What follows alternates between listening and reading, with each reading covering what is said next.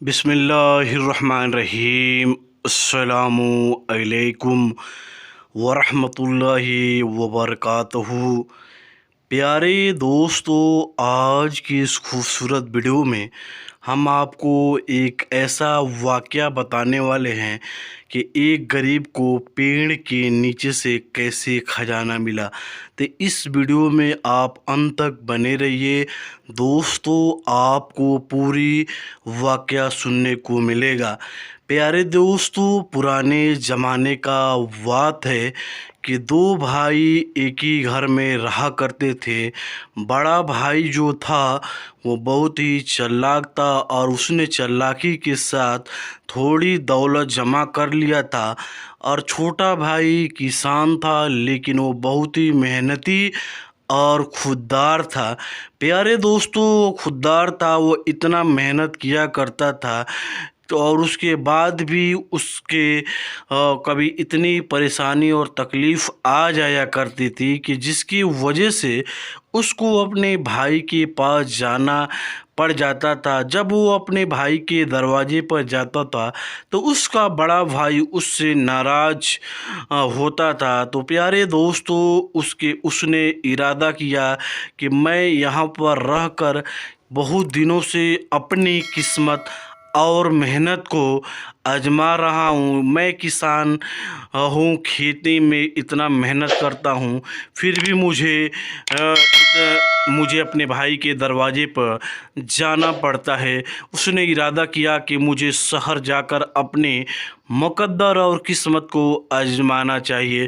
پیارے دوستو، اس نے ارادہ کیا۔ ایک دن وہ نماز پڑھ کر اس نے گاؤں سے نکل کر اور شہر کی طرف جانے لگا اور سوچا کہ میں شہر جا کر اپنی قسمت کو، اپنے مقدر کو آزماؤں گا۔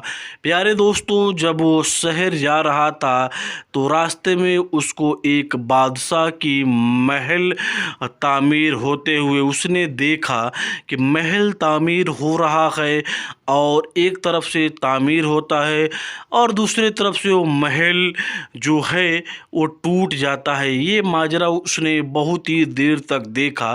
اس کے بعد راجا کی جیسے ہی یعنی بادشاہ وقت کی سواری جب آئی تو بادشاہ کی نظر جب اس کے اوپر پڑی تو بادشاہ نے اس سے دریافت کیا کہ تم اتنے حیرانی سے کیا دیکھ رہے تھے؟ تو اس نے کہا کہ میں یہ دیکھ رہا تھا کہ محل ایک طرف سے تعمیر ہوتا ہے اور دوسری طرف سے محل گر جاتا ہے، یعنی آدھا ادھورا محل رہ جاتا ہے۔ تو اس نے جب راجا سے یعنی بادشاہ سے کہا تو بادشاہ نے کہا یہ برسوں سے چل رہا ہے لیکن اس کا ماجرا سمجھ میں نہیں آتا ہے۔ اگر تم اپنے مقصد میں کامیاب ہو جاؤ گے تو اس کا ماجرا یعنی اس کا جو راز ہے وہ تم آ کر مجھے کسی سے پوچھ کر ضرور بتانا۔ پیارے دوستو، اس شخص نے بادشاہ وقت سے وعدہ کر لیا کہ جب میں اپنے مقصد میں کامیاب ہو جاؤں گا تب میں آ کر آپ کا ماجرا کسی سے پوچھ کر ضرور بتاؤں گا کہ محل آخر گر کیوں جاتا ہے۔ پیارے دوستو، اس کے بعد اس نے آگے سفر شروع کیا۔ جب وہ آگے گیا، اس کا معمول تھا کہ جہاں وہ ٹھہرتا تھا تو وہاں پر وہ دو رکعت نماز پڑھ کر پھر آگے بڑھنے لگتا۔ پیارے دوستو، جب وہ آگے بڑھا تو اس کو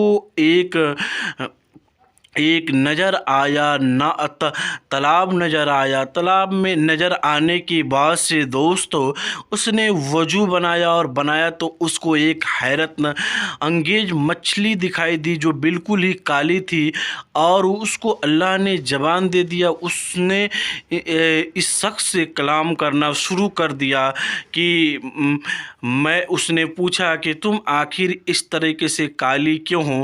تو مچھلی نے کہا کہ میرے اندر ہمیشہ جلتا رہتا ہے اور میں کالی ہوں بالکل۔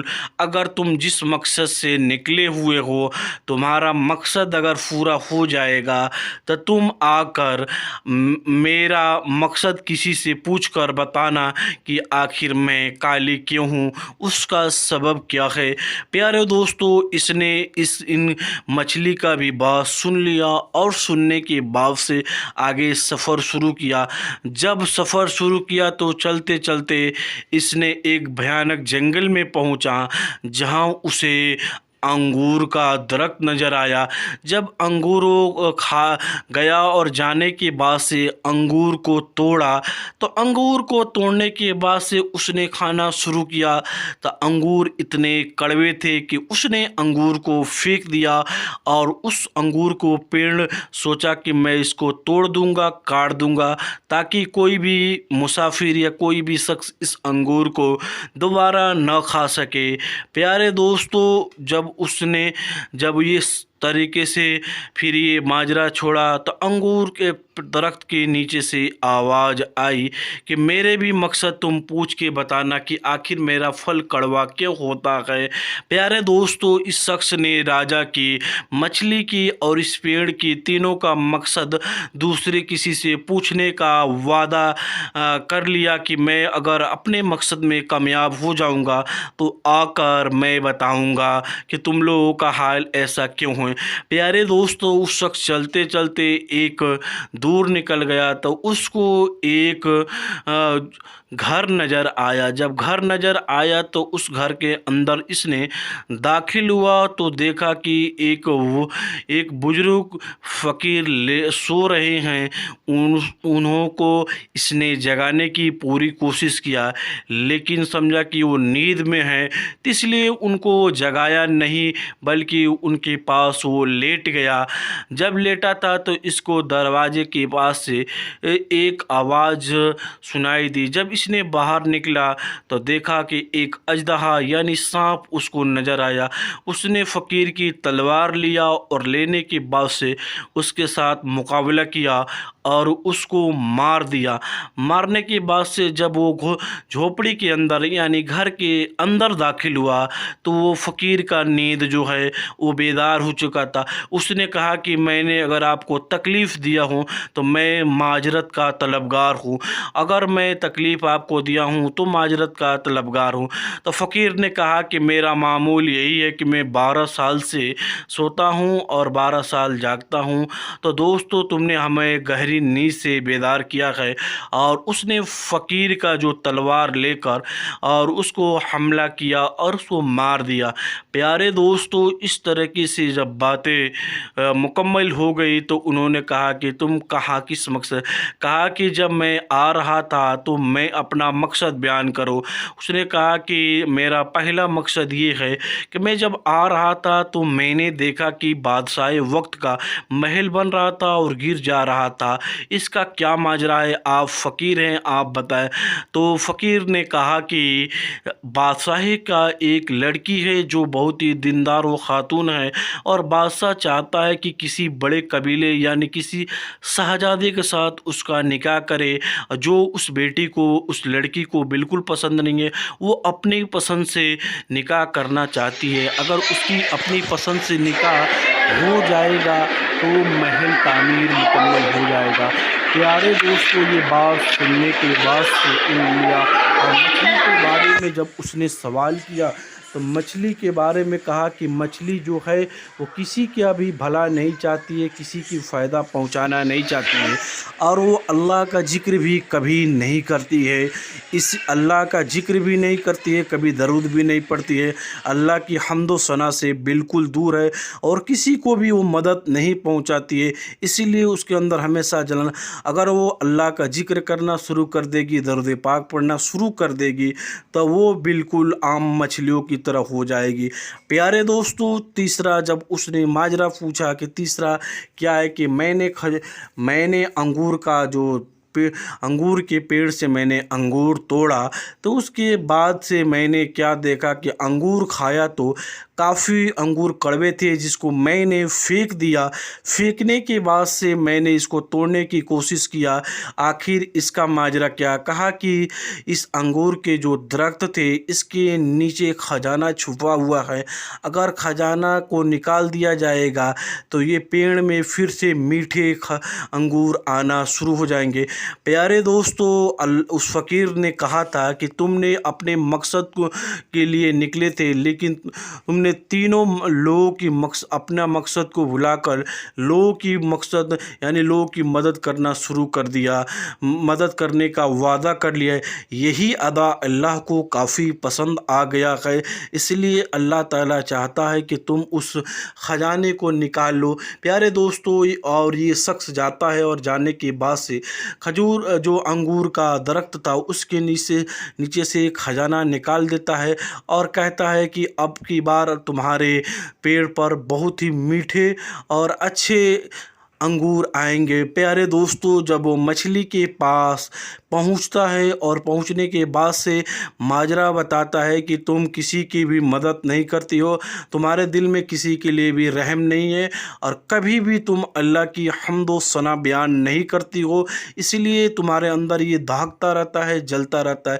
اس لیے اللہ کی حمد و ثنا بیان کر دو، لوگوں کے لیے بھی عزت طلبگار ہو جاؤ، اور اسی طریقے سے اور تم ایسا اللہ کی حمد و ثنا بیان کرنا شروع کر دیتی ہو، درود پاک پڑھنا شروع کر دیتی ہو، تو تمہارا جو یہ ایسا کالا ہوا ہے شکل صورت، یہ تمہارا پھر سے صحیح ہو جائے گا، مچھلی کی طرح ہو جائے گا اور تم ذکر کرنا شروع کر دو۔ پیارے دوستو، جب وہ بادشاہ وقت کے پاس پہنچا اور پہنچنے کے بعد سے ماجرا بتایا کہ یہ محل کیوں گر جا رہا ہے، تو اس نے کہا کہ آپ کی ایک بیٹی ہے جو آپ اپنے برابری والوں میں نکاح کرنا چاہتے ہیں، اور آپ کی جو بیٹی ہے بالکل اس چیز کو پسند وہ نہیں کرتی ہے، وہ چاہتی ہے کہ میرے پسند سے شادی ہو۔ اگر آپ اس کی پسند سے شادی کر دیں گے تو جو یہ آپ کا محل ہے پھر اگر تعمیر کریں گے تو یہ تعمیر مکمل ہو جائے گا، ایسا مجھے فقیر نے بتایا ہے۔ جب اب یہ بات اس نے سنا بادشاہ وقت نے، تو اس نے کہا کہ مجھے تم سے نیک کوئی نظر نہیں آیا۔ چنانچہ بادشاہ وقت نے اسی کے ساتھ نکاح کر دیا۔ نکاح کر دینے کے بعد سے محل بھی تعمیر ہو گیا اور اسے پیڑ کے نیچے سے بھی جو خزانہ ملا تھا وہ بھی اس کا ہو گیا۔